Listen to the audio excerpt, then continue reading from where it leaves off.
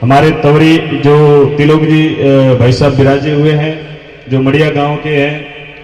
और हमने आज तक अपने सुना है ना कि धीरूभाई अंबानी हुए, टाटा वाले ऐसे हुए, वो हुए, पर अपने आज तक देखा नहीं। पर हमारे एरिया में एक ऐसा धीरूभाई अंबानी आज भी बैठा हुआ, जहां जाएगा जहां लाखों का दान करेगा। रायसन जी सोनी 1 लाख रुपया आपकी जानकी गौशाला रुकड़िया हनुमान में दान कर दिया। ऐसे सुरा सत्य और दातरों को साथ नमन। ऐसे जननी जने तो ऐसा जन के भगत के दाता के सूर, नहीं तो रेजी बोजरी मत गमावे नूर। हे जननी जने तो ऐसा जन के तो कोई भगत जा जानकी दादी जैसे बड़े बड़े जोगराजी बाबू जैसे बड़े बड़े सिद्ध पुरुष हुए। जननी जने तो ऐसा जन के भगत के दाता, जहां हजारों का दान दे दे साहब। अभी 2 दिन पहले हुई थी ना नागानी में 2 दिन पहले प्रोग्राम हुआ था। एक शाम गौ माता के नाम बात 10 लाख रायसन जी सोनी बोल के मड़िया वाले साहब, जो हमारे एरिया में आज भी वो धीरूभाई अंबानी नाम से हम पहचानते हैं साहब। हकीकत उन लोगों का दिल बहुत बड़ा है साहब। गौ माता के लिए कोई भी आ जाएगा साहब, लाखों का दान कर जाएंगे। भले कोई भी कन्यादान करना तो लाखों का दान करके जाएंगे साहब। ऐसे आज भी हमारी वहां हस्ती धीरूभाई अंबानी जैसे बैठे, हमने देखा नहीं धीरूभाई अंबानी, पर हमारी ऐसी आत्मा में रायसन जी सोनी बैठे हुए। हमारे लिए धीरूभाई अंबानी यही है साहब, विश्व का सबसे बड़ा आदमी हमारे लिए यही है साहब। जहाँ गायों के लिए तत्पर खड़ा रहता है साहब, जहां पुकार करो वह गायों के लिए खड़ा रहेगा साहब। आपके आज रोकड़िया हनुमान जानकी गौशाला में 1 लाख का दान दे गए साहब। एक बार ताली तो बजाओ सजनों का। ना तो कोई अपना सगा है ना संबंधी है, गौ माता की कृपा से काम चल रहा है साहब, जो 1 लाख रुपए का दान देके गए। और हमारा आज नेचर का अपने बोल दिया ना कि भारत देश के अंदर तो 56 इंच का चिन्ह होता है, पर हम आज परखने आए कि मेरे इस विलांगी धन्य धरा पे मेरे युवाओं का 56 इंच का सीना है कि नहीं है दान करने का।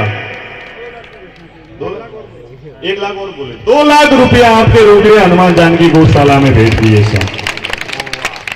बोल फुलेश्वर महादेव की, सदगुरु देव की।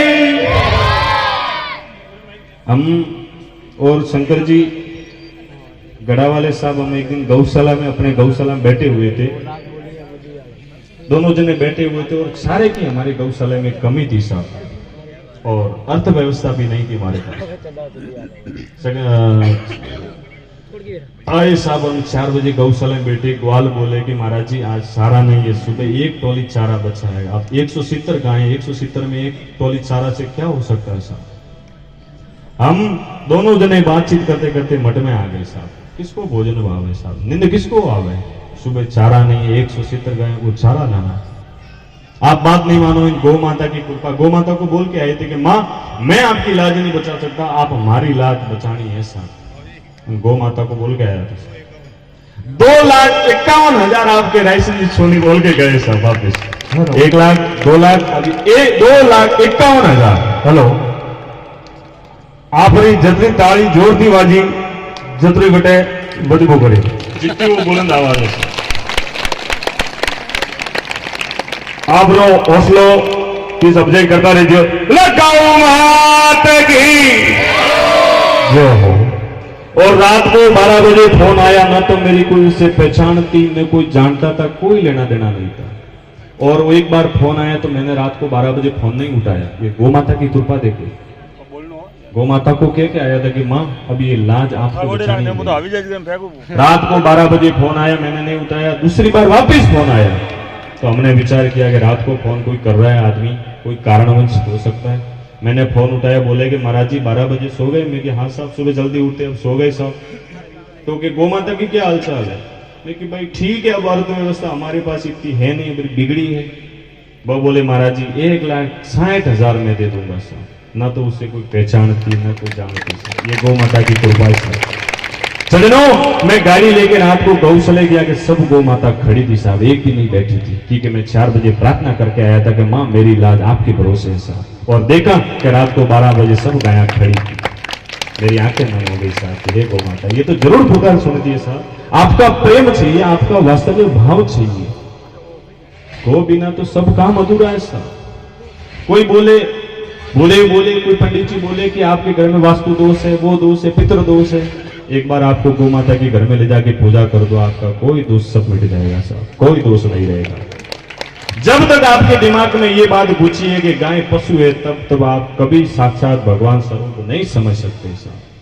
ये साक्षात भगवान का अवतार है। भगवान से भी बढ़कर गौ माता है। गौ माता के बिना तो भगवान राम और कृष्ण का अवतार अधूरा है साहब। जब आप ये समझ पाओगे कि साक्षात परमात्मा मेरे सामने खड़े हैं, तभी इन्हों की महिमा समझ पाओगे, तभी इन्हों की गुणगान की आप महिमा समझ पाओगे। बोल श्री गौ माता की, श्यावर रामचंद्र भगवान। 3 बोल रहे, एक बार फोन आया 3 लाख का आया, 3 लाख। अभी वो 3 लाख बोल के गए आपके गौशाला में। हेलो, हमारे शंकर जी साहब बैठे थे, तिलोक जी साहब हमारे बैठे हैं। ये हमारे लिए बड़ी बड़ी हस्ती है। जितने आपकी स्टेज पे खड़े हैं ना, सब बैठे हैं ना, या 2 महीना हो गए, किसी ने 2 घंटा आराम किया होगा, किसी ने 3 घंटा, किसी ने 4 घंटा। गौ माता के लिए 2 महीनों से ये लगे हुए हैं सब। बोलो, रात को दिन को मेहनत करनी, बच्चे पालने, माँ बाप की सेवा करनी, और रात को गौ माता की सेवा में लगे रहते हैं।